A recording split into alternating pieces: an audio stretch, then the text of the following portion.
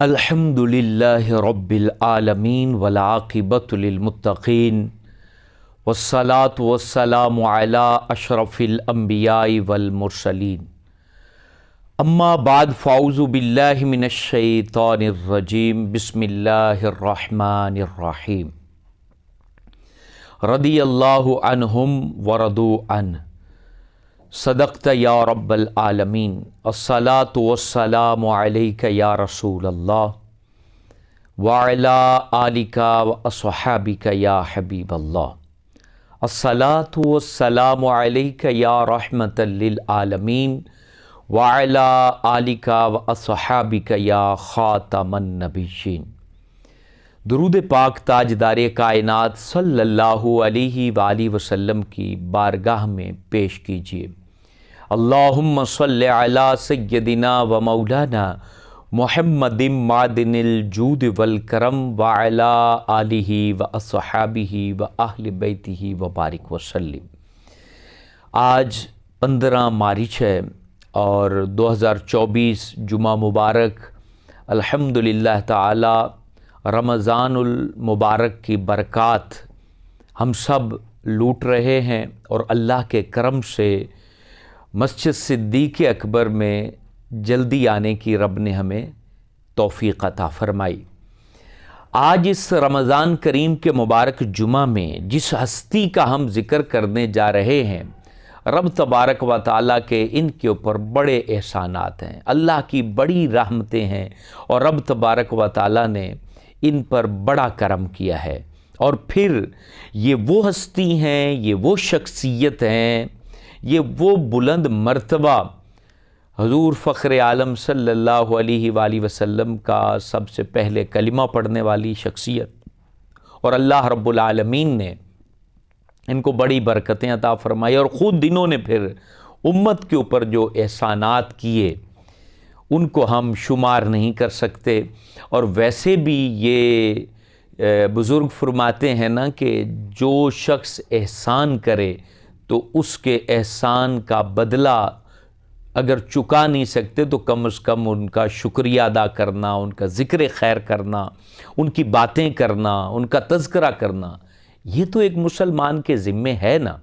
تو یہ وہ شخصیت ہیں جن کا پوری امت پہ احسان ہے۔ میری مراد حضرت ام المومنین خدیجۃ الکبریٰ رضی اللہ تعالی عنہا آپ کی شخصیت ہیں، اور آپ یقیناً کسی تعارف کی محتاج نہیں ہیں۔ آپ کے امت کے اوپر بڑے احسانات ہیں۔ حضور فخر عالم صلی اللہ علیہ وآلہ وسلم نے حضرت ام المومنین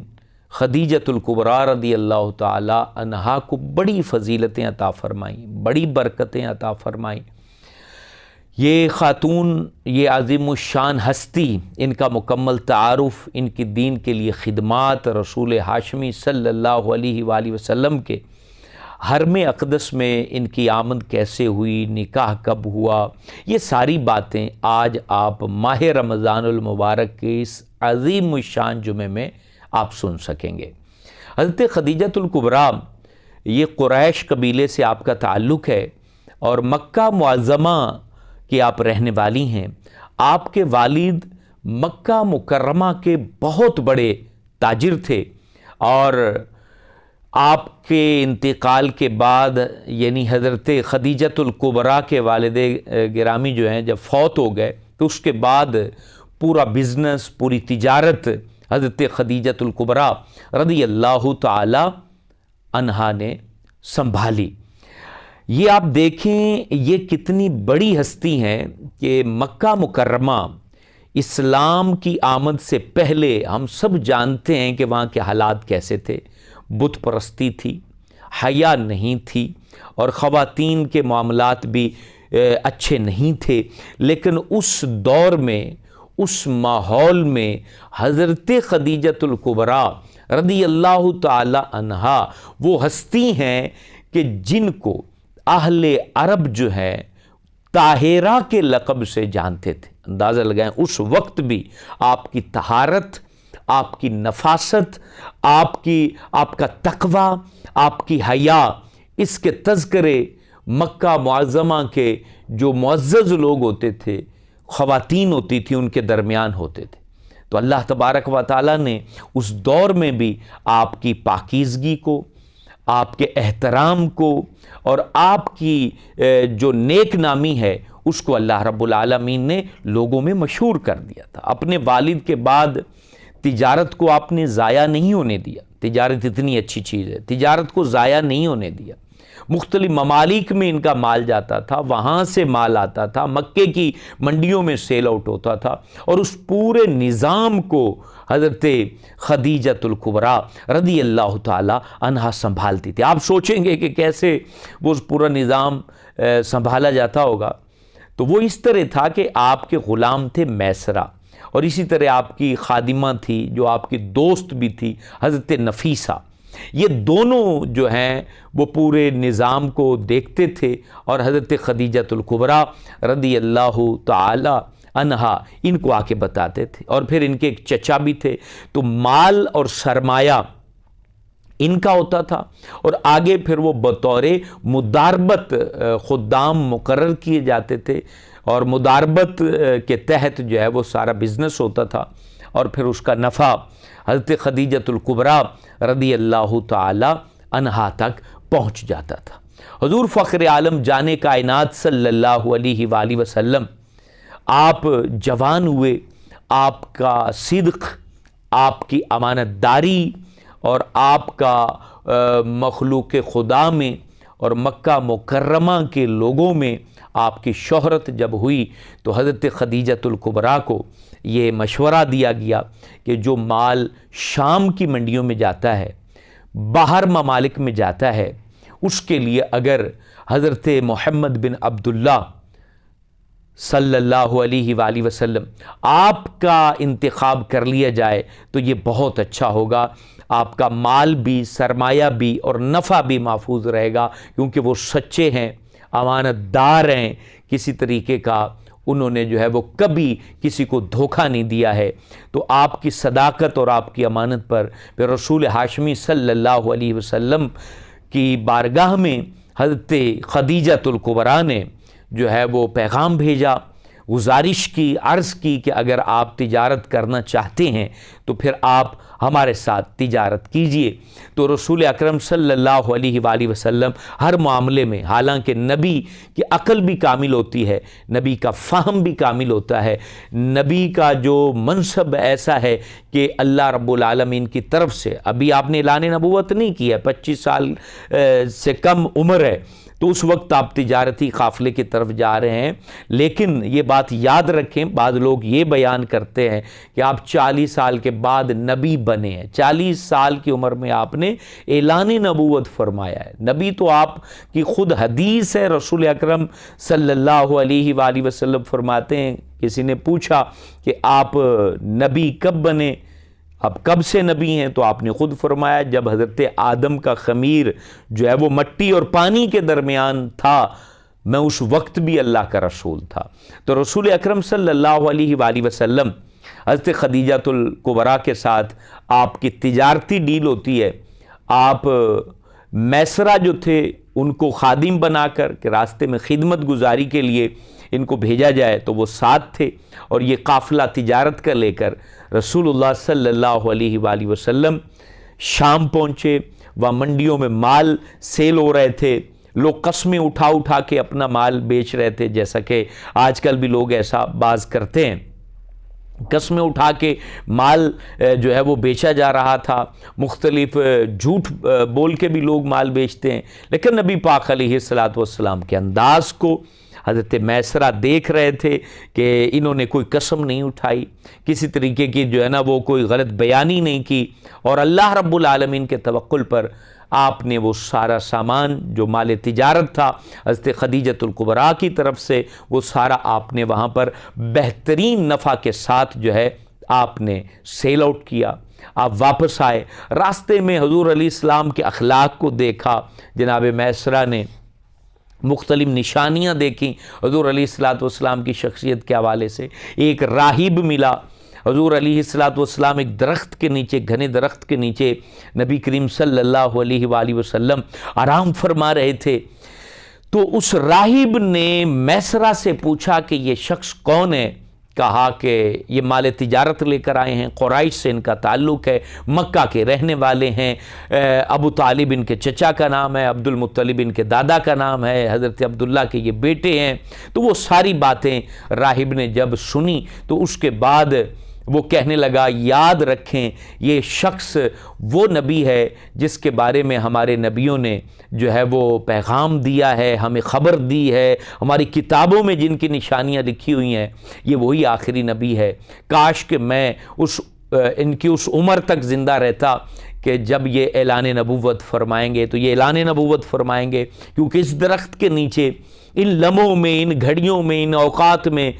وہی شخص سوئے گا، ہماری کتابوں میں یہ بھی لکھا ہے، جو اللہ رب العالمین کے آخری نبی ہوں گے۔ اللہ اللہ، حضور علیہ السلام پھر وہاں سے چلتے ہیں۔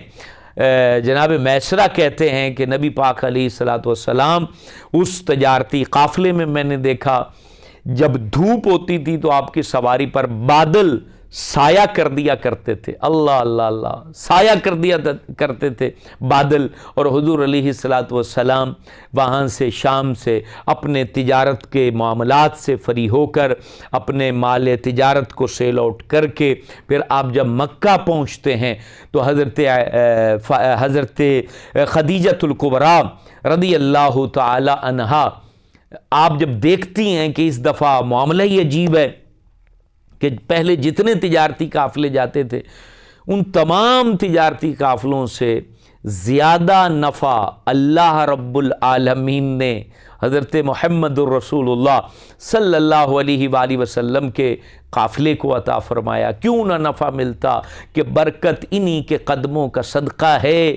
اللہ خیر انہی کے قدموں کا صدقہ ہے۔ یہ تو وہ محبوب ہیں جو خاک پر پیر لگا دیں تو خاک شفا بن جاتی ہے۔ رب تبارک و تعالیٰ نے ان کے لعاب کو جو ہے وہ شفا کا ذریعہ بنایا ہے۔ وہ برکت کیوں نہ ہوتی؟ کیونکہ برکتوں کا منبع تاجدار کائنات کی شخصیت ہے۔ تو اس نفع کو دیکھا، حضور علیہ السلام کی تجلیات کو دیکھا، نبی پاک کے تذکرے پہلے ہی مشہور تھے کہ ایک شخصیت آئے گی جو آخری نبی ہوں گے، اور نبی پاک علیہ السلام کی صداقت، آپ کی امانت داری، آپ کے حوالے سے جو ہے نا وہ مختلف طہارت، پاکیزگی اور نفاست کے جو ڈنکے تھے وہ پہلے ہی بج رہے تھے، اور پھر جناب میسرہ نے جو گواہیاں دیں، اور پھر جو یہ سارا تجارتی نفع تھا، برکت تھی، یہ ساری چیزوں نے حضرت خدیجۃ الکبریٰ، حالانکہ یہ وہ شخصیت ہیں یاد رکھیں کہ جن کے پہلے شوہر جب انتقال کر گئے، جن سے حضرت حالہ اور حضرت ہند، یہ دو بیٹے تھے جو آگے چل کے حضور علیہ السلام کا انہوں نے کلمہ پڑھا، صحابی رسول بنے، تو مکے کے بڑے بڑے سرداروں کی طرف سے پیغام نکاح تھا، لیکن حضرت خدیجۃ الکبریٰ نے کسی کے پیغام نکاح کو قبول نہیں کیا۔ جن کی سعادت میں رحمت للعالمین ہوں، جن کی جو ہے نا وہ سعادتوں میں حضور علیہ السلام کی برکتیں اور نبی پاک علیہ السلام کے ساتھ جن کے ازدواجی رشتے نے جڑنا ہو، اللہ پھر وہ کسی اور کے پیغام نکاح کو کیوں قبول فرماتی؟ آپ نے اپنی دوست اور اپنی خادمہ حضرت نفیسہ کو پیغام دے کے بھیجا کہ جائیے حضرت محمد بن عبداللہ صلی اللہ علیہ وآلہ وسلم کی بارگاہ میں پیغام لے کے جائیے اور ان سے عرض کیجئے کہ اگر آپ اس بات کو پسند فرمائیں کہ میرے ساتھ آپ کا نکاح ہو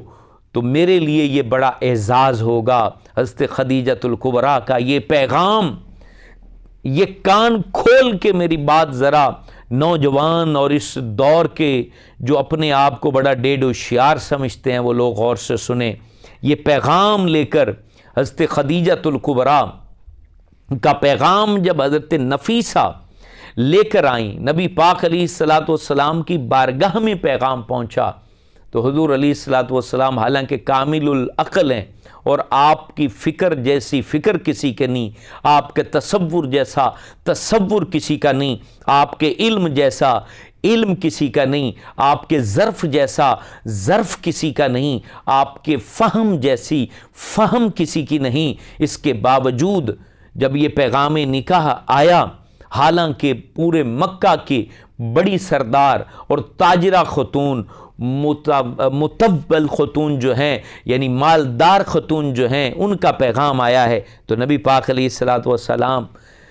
کیا فرماتے ہیں کہ میں سب سے پہلے اپنے چچا جناب ابو طالب سے مشورہ کرنا چاہتا ہوں، اور مشورے کے بعد پھر میں اس پر بات کروں گا۔ اللہ اکبر۔ نبی پاک علیہ السلام نہ بھی مشورہ کرتے تو حضور علیہ الصلوۃ والسلام نے جو فیصلہ کرنا تھا وہ درست کرنا تھا، اور رب تبارک و تعالیٰ کی طرف سے جو فیصلہ ہونا تھا، کیونکہ نبی پاک کا کوئی فیصلہ اپنی طرف سے ہوتا ہی نہیں ہے، وہ اعلان نبوت سے پہلے ہو بعد میں ہو، اللہ تعالیٰ دل میں بات ڈالتا ہے۔ حضور علیہ الصلوۃ والسلام پہلے بھی، حضرت عائشہ صدیقہ فرماتی ہیں، اعلان نبوت سے پہلے اللہ تعالیٰ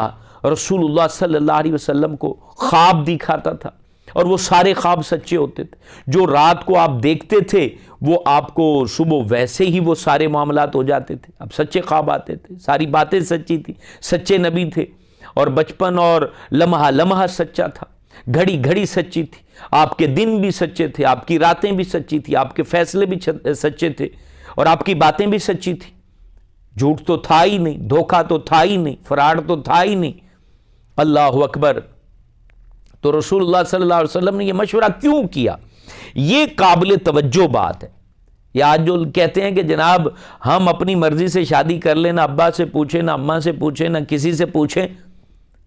تو یہ قابل غور بات ہے، پھر پریشانیاں اٹھانا پڑتی۔ نبی پاک علیہ السلام نے کہا جتنے بھی تم ہوشیار ہو اپنے بڑوں سے مشورہ لو، اپنے بزرگوں کی بات کو جو ہے نا اہمیت دو، کیونکہ بزرگ جو بات کرتے ہیں، جو آپ کے فیملی کے اندر سمجھدار لوگ آپ کو مشورہ دیں گے، سیانے مشورہ دیں گے، اس میں برکت ہوگی، اس میں رحمت ہوگی، اس فیصلے کے اندر خیر ہوگی، اس فیصلے کے اندر عنایتیں ہوں گی، اس فیصلے کے اندر اللہ رب العالمین اپنی رحمتیں بھر دے گا۔ تو یہ غلطی کبھی نہ کریں کہ جناب بڑوں کو بیچ میں آپ رکھیں ہی نہ، بڑوں کی بات آپ سمجھیں ہی نہ، بڑوں کو آپ اہمیت ہی نہ دیں، جنہوں نے آپ کو چلنا سکھایا، جنہوں نے آپ کو بولنا سکھایا، جنہوں نے آپ کو زندگی کے طور طریقے سکھائے، جنہوں نے اپنا تن من دھن سب کچھ آپ پہ لگا دیا، مجھے ذرا بتائیے، ذرا اپنے دل سے فیصلہ کیجئے، زندگی کا اہم ترین فیصلہ، نکاح کا فیصلہ، اس میں آپ نے سب کو فراموش کر دیا، آپ نے سب کو یوں کر کے آپ نے سائیڈ پہ کر دیا۔ مجھے بتائیے ان کے دل پر کیا گزرے گی، اور پھر آپ اس خاتون کو لا کے ان کے درمیان کیسے بسا سکیں، کیسے آپ پھر اپنے معاشرے میں، اپنے گھروں کی خوشیوں میں، غموں میں، دکھوں میں کیسے ان کے ساتھ کھڑے ہو سکیں گے اگر انہوں نے قبول نہ کیا؟ اگر وہ قبول کر لیں تو پھر تو آپ کی قسمت ہے، قبول نہ کیا تو آپ کی زندگی اجیرن ہو جائے گی، کانٹوں کی سیج ہو جائے گی، انگاروں کا راستہ ہو جائے گا۔ اس لیے یہ نبی پاک علیہ الصلوۃ والسلام کی سیرت سے بھی ہمیں سبق ملتا ہے، اپنے بڑوں کو اہمیت دیں، اپنے فیصلوں میں ان کو ساتھ رکھیں، وہ نکاح کا فیصلہ ہو، وہ کوئی جگہ خریدنے کا فیصلہ ہو، وہ کوئی بھی بڑا فیصلہ ہو، تو یہ بڑے ساتھ ہوں گے تو آپ کے فیصلے برکتوں سے بھر جائیں گے، ورنہ بڑی آزمائش ہے۔ زندگی کے جو یہ خوشیاں ہوتی ہیں یہ تو چند دنوں کی ہوتی ہیں، پھر وہی نارمل لائف آ جاتی ہے، اور نارمل لائف پھر گزارنا وہ ایک ایک لمحہ صدیوں کے برابر پھر لگتا ہے، پھر آنکھوں کے آنسو بہہ بہہ کے آنکھیں خشک ہو جاتی ہیں، پھر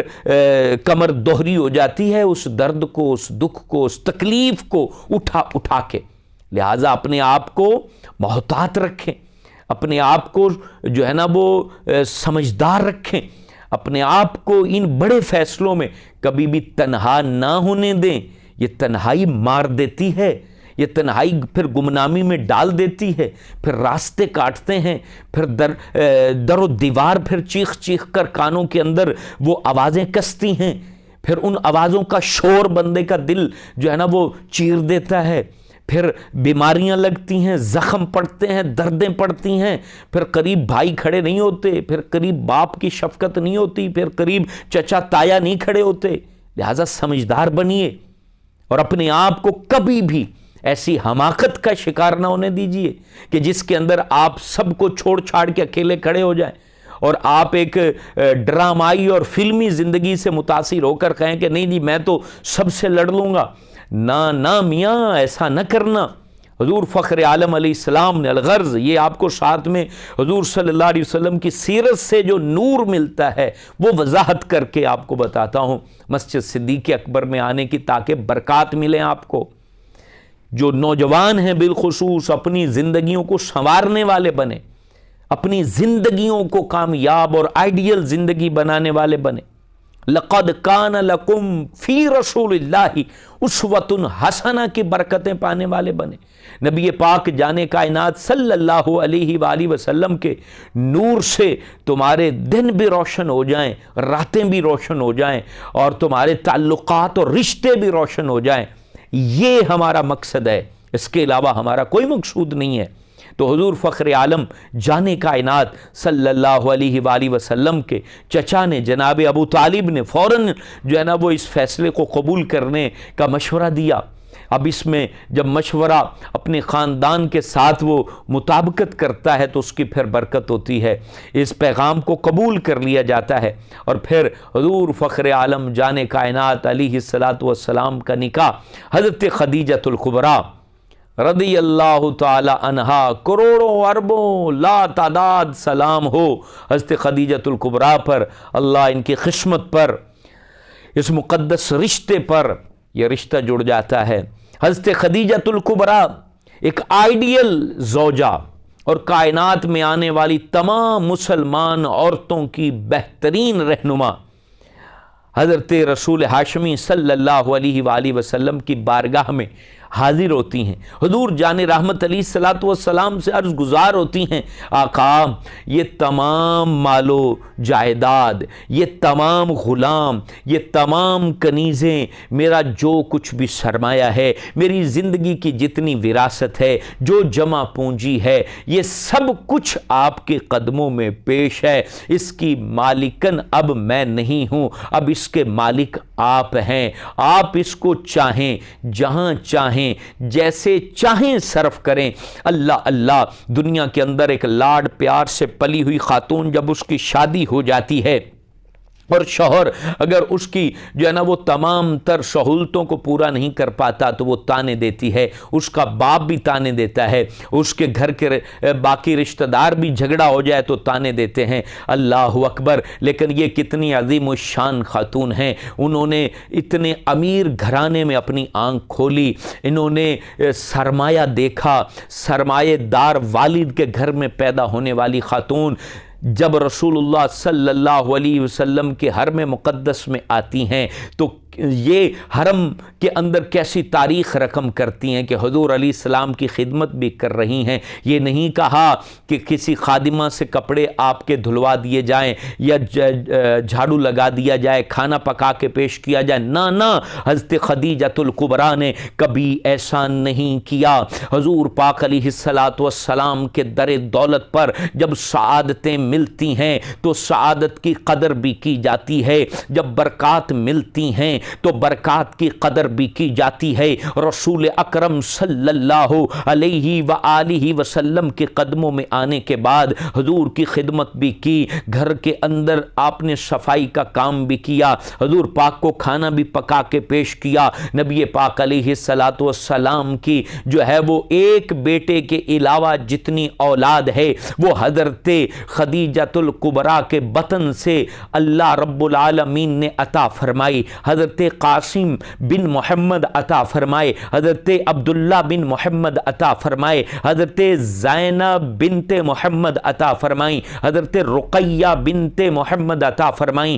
حضرت ام کلثوم بنت محمد عطا فرمائیں، حضرت فاطمہ طیبہ طاہرہ زاہدہ زکیہ متقیہ سیدہ حضرت فاطمہ الزہرا بنت محمد الرسول اللہ صلی اللہ علیہ وآلہ وسلم، یہ اولاد حضرت خدیجۃ الکبریٰ کے بطن سے اللہ رب العالمین نے عطا فرمائی۔ اس لیے نبی پاک جانے کائنات علیہ الصلوۃ والسلام کی محبوبہ زوجہ حضرت عائشہ صدیقہ طیبہ طاہرہ فرماتی ہیں مجھے کسی زوجہ پر اتنا رشک نہیں ہے جتنا رشک حضرت خدیجۃ الکبریٰ پر ہے۔ حضرت خدیجۃ الکبریٰ سے حضور بڑا پیار کیا کرتے تھے۔ نبی پاک علیہ السلام کو جب بھی حضرت خدیجۃ الکبریٰ کی یاد آتی تو آپ کی آنکھوں سے آنسو بہہ نکلتے۔ حضرت عائشہ صدیقہ فرماتی ہیں حضور پاک رو پڑتے جب بھی یاد آتی۔ فرماتی ہیں ایک دفعہ ایک بوڑھی خاتون آئی اور وہ اپنی لاٹھی کے سہارے پر نبی پاک کے بارگاہ میں پہنچی تو حضور اپنے بستر پر سے اٹھے، اس عورت کو عزت کی جگہ پر بٹھایا، اس کی باتیں سنی، دیر تک گفتگو سنتے رہے اور پھر جب وہ جانے لگی تو اس کو تحفے دیے اور پھر نبی پاک کی آنکھوں سے آنسو روا تھے۔ حضرت عائشہ صدیقہ پوچھتی ہیں حضور یہ عورت کون تھی؟ ان کو آپ نے بڑی اہمیت دی ہے، تحائف بھی دیے ہیں، عزت بھی کی ہے، جب وہ گئی ہیں تو آپ افسردہ ہو گئے اور آپ کی آنکھوں سے آنسو جاری ہیں۔ اللہ اللہ رسول اللہ صلی اللہ علیہ وسلم فرماتے ہیں اے عائشہ یہ خاتون میری زوجہ حضرت خدیجۃ الکبریٰ کی سہیلی ہیں، یہ جب بھی ان کے پاس آتی تھیں تو حضرت خدیجۃ الکبریٰ ان کو تحائف پیش کیا کرتی تھیں، ان کو تحفے پیش کیا کرتی تھیں۔ تو آج جب یہ آئی ہیں تو مجھے خدیجۃ الکبریٰ کی یاد نے رلا دیا ہے۔ اتنی محبت، اتنی محبت، وہ محبت حضور پاک نے کیوں نہ فرماتے زندگی وفا کے ساتھ گزار دی۔ نبی پاک علیہ السلام کی 25 سال کی عمر تھی جب حضرت خدیجۃ الکبریٰ کے ساتھ شادی ہوئی۔ حضور پاک علیہ السلام کا قدم قدم پر ساتھ دیا۔ 40 سال کی عمر میں جب اعلان نبوت ہوا، اللہ اکبر، سب سے پہلے حضور علیہ السلام پر جب وحی غار حرا میں نازل ہوتی ہے، نبی پاک علیہ السلام کا وجود پسینے سے شرابور ہے۔ حضرت خدیجۃ الکبریٰ پاس موجود ہیں۔ حضرت خدیجۃ الکبریٰ عرض کرتی ہیں آقا آپ پریشان نہ ہوں، اللہ رب العالمین نے آپ کو بڑی شان عطا کی ہے، آپ تو غریبوں کی مدد کرتے ہیں، آپ تو یتیموں کے کام آتے ہیں، آپ تو مہمان نواز ہیں، آپ کے در پر دکھی آئے تو سکھ پاتا ہے، اللہ آپ کو ہر لمحہ رحمتوں سے نوازے گا۔ اللہ اللہ۔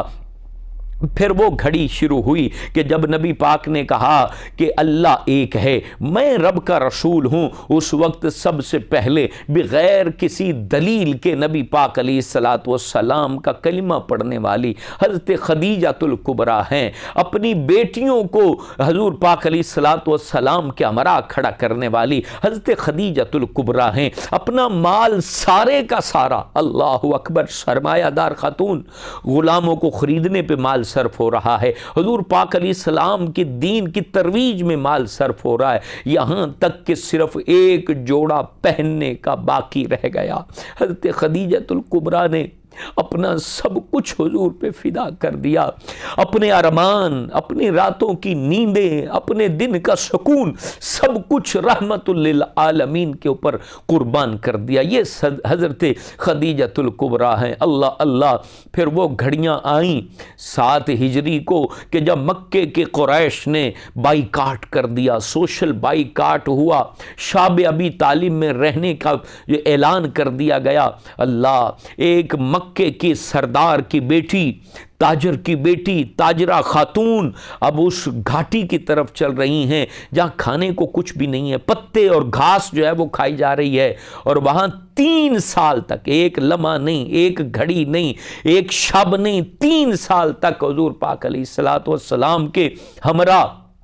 یہ سعادت مند خاتون رہی، یہ خوش نصیب خاتون رہی، حضور پاک علیہ السلام کے ہمراہ گھڑی گھڑی اور لمحہ لمحہ نبی پاک علیہ السلام سے ایک ہی بات کی، حضور آپ اپنے آپ کو جو ہے ہمارے حوالے سے آپ کبھی پریشان نہ ہونا، اللہ کے دین کے لیے جتنی قربانی اٹھانا پڑی ہم اٹھانے کو تیار ہیں، ہم آپ کے مشن میں آپ کے ساتھی ہیں، ہم کانٹے بچھائیں گے تو کانٹوں پر بھی ہم چلنے کو تیار ہیں، ہمارے وجود کا ایک ایک قطرہ بھی اگر بہہ گیا تو ہم آپ کا ساتھ نہیں چھوڑیں گے۔ یہ خاتون تھیں حضرت خدیجۃ الکبریٰ رضی اللہ تعالی عنہا، اللہ حضور بڑی محبت کرتے تھے۔ 25 سال تک حضور پاک علیہ الصلوۃ والسلام کے حرم مبارک کی برکات حضرت خدیجۃ الکبریٰ نے پائی ہیں۔ 25 سال کی عمر، یعنی 25 سال کا عرصہ یہ حضور پاک علیہ الصلوۃ والسلام کی ظاہری حیات اور ان کی ظاہری حیات میں یہ سلسلہ زوجیت کا جاری رہا۔ یہ سعادت کسی کو بھی حاصل نہیں ہے، اور ان 25 سالوں میں نبی پاک علیہ الصلوۃ والسلام نے دوسرا نکاح نہیں فرمایا۔ اندازہ لگائیں 25 سال کی عمر میں نکاح ہوا، اور پھر 50 سال تک آپ حضرت خدیجۃ الکبریٰ ان کا نکاح ساتھ تھا، ان کی حیات بھی تھی، تو آپ نے نکاح نہیں فرمایا۔ اتنی محبت، اتنا احترام اور اتنا پیار تھا حضرت خدیجۃ الکبریٰ کے ساتھ، اور 3 سال وہاں گھاٹی میں گزرے، پہاڑ پہ گزرے، غار میں گزرے، جہاں پر کھانے کو کچھ نہیں تھا، وہاں پر بیمار ہیں تو دوائی نہیں تھی، اور یہ لوگ وہاں پر حضور پاک کے ساتھ رہے۔ بالآخر 10 ہجری کو، یعنی ہجری نہیں، 10 سن نبوت کو جو ہے، یعنی جب 10 سال اعلان نبوت کو ہو گئے تو پھر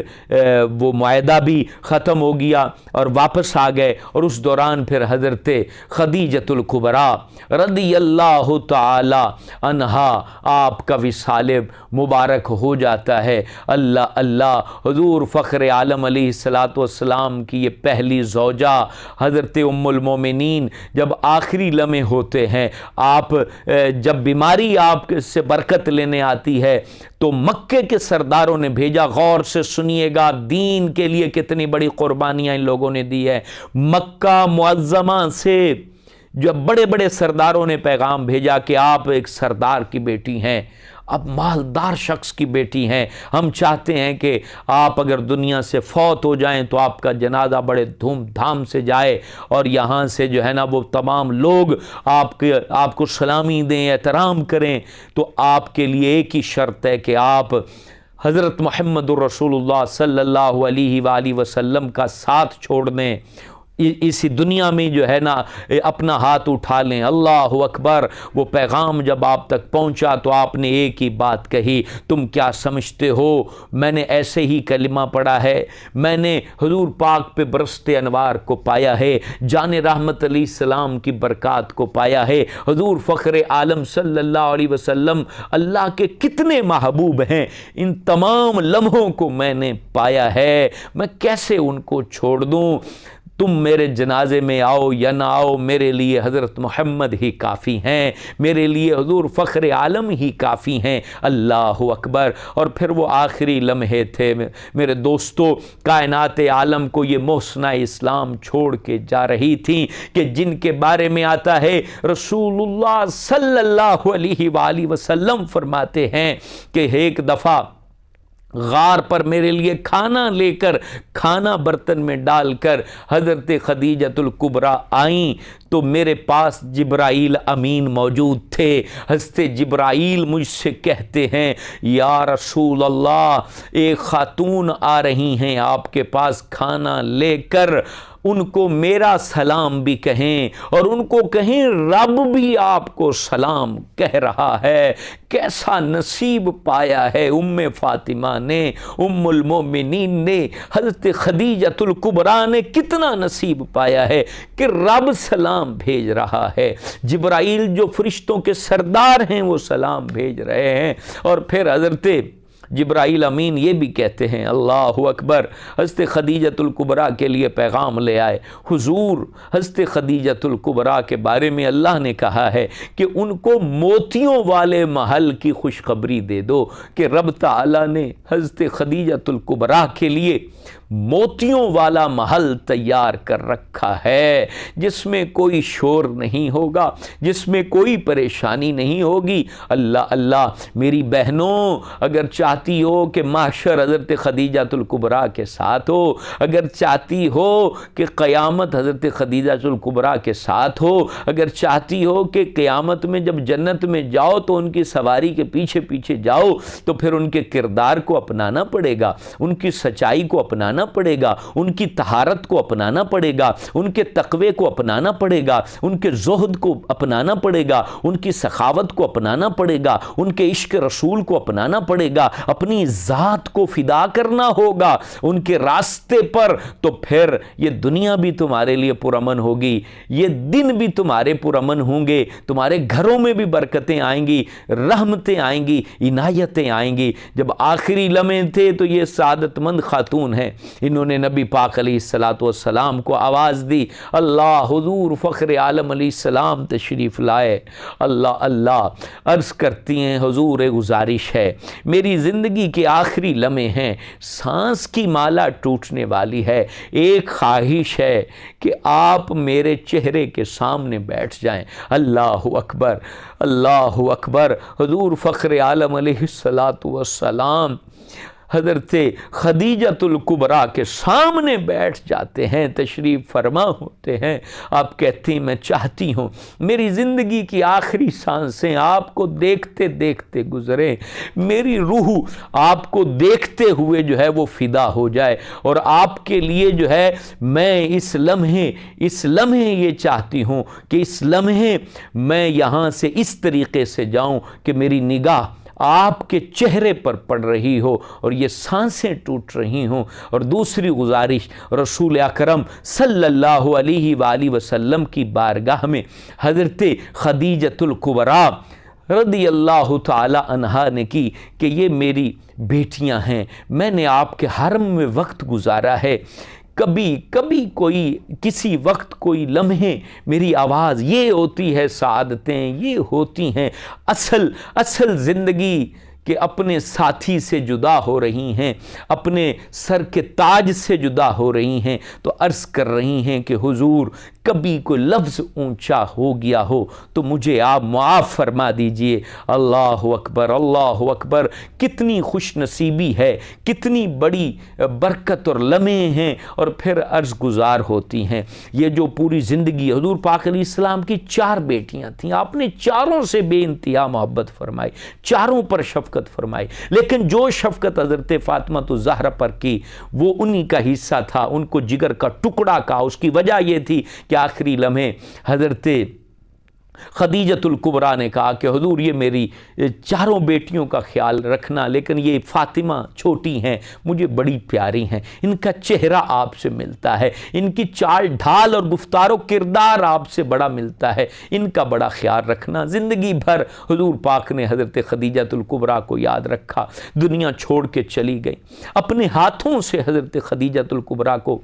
قبر میں جنت المالا کے اندر خود جو ہے وہ دفنایا۔ اللہ اکبر، کروڑوں اربوں سلام ہوں حضرت خدیجہ الکبریٰ آپ کے مزار پر انوار پر، اور ان کے صدقے ہماری ماؤں کا بھلا ہو، ہماری بیٹیوں کا بھلا ہو۔ یہ رمضان المبارک میں یہ اس پہلے جمعے میں اس لیے ذکر کر رہے ہیں کیونکہ 11 رمضان آپ کے وصال مبارک کا دن ہے، آپ نے دنیا کو چھوڑا ہے، تو ان کی روح کو یہ خراج پیش کرنے کے لیے یہ گفتگو کی ہے۔ آپ بھی 11 رمضان کو ان کے لیے فاتحہ دلائیں اور مسجد صدیق اکبر کے ساتھ جڑے رہیں۔ یہ مسجد صدیق اکبر ایک ہی مشن لے کے چل رہی ہے، ہم اپنے بڑوں کے نقش قدم پر آ جائیں، ہماری بہنیں امہات المومنین کے نقش قدم پر آ جائیں،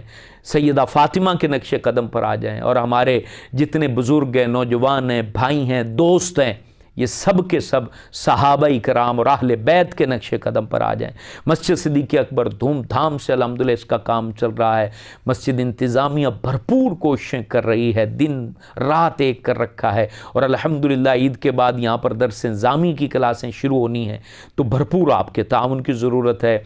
اوپر کافی سارا کام ابھی باقی ہے، کارپیٹ ڈلنے ہیں، چھوٹی چھوٹی چیزیں ہیں، پنکھے لگنے ہیں، واٹر کولر لگنا ہے، یہ تمام کام جو ہیں، سولر سسٹم ہے، یہ تمام کام کرنے ہیں۔ جمعہ ہے، رمضان ہے، اور رمضان میں صدقات بڑھ جاتے ہیں، مہربانی کریں، کوشش کریں۔ مکہ پاک میں آپ کے لیے دعا ہے، آپ ضرور آج کم از کم 1000 روپیہ، 500 روپے، جتنی توفیق ہے آج ضرور چندہ دیں۔ کم از کم جو ہے 1 لاکھ سے زیادہ چندہ ہونا چاہیے جمعے کا، کیونکہ رمضان کا جمعہ ہے۔ مہربانی کیجئے، کوشش کیجئے، ہمت کیجئے، تاکہ یہ تمام کام جو ہیں وہ جلدی جلدی پورے ہوں۔ اس پوری مسجد کو، پورے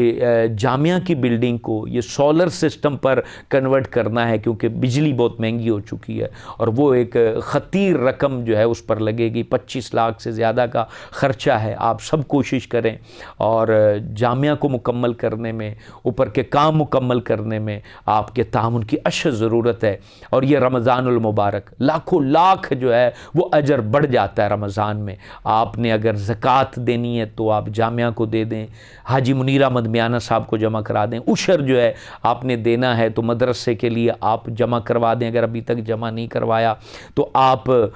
ضرور خیر اور برکت پائیں گے انشاءاللہ تعالی۔ اور میں امید کرتا ہوں کہ حضرت خدیجۃ الکبریٰ